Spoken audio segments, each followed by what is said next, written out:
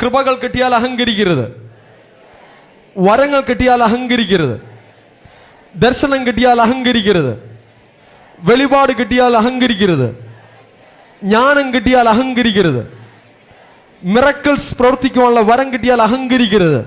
താഴ്മയോട് ഇരുന്നാൽ നിങ്ങളിൽ എത്ര ഡിഫക്റ്റുകൾ ഉണ്ടെങ്കിലും കർത്താവ് നിങ്ങളെ പൊതിഞ്ഞ് കാത്തുകൊള്ളും.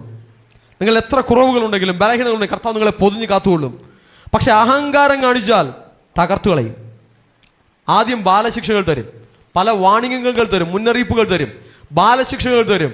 കൂടെ കൂടെ ശാസന കേട്ടിട്ടും ആമേൻ മാനസാന്തരപ്പെട്ടില്ലെങ്കിൽ നീക്കുപോക്കില്ലാതെ നശിച്ചു പോകുമെന്ന് വചനം പറയുന്നു.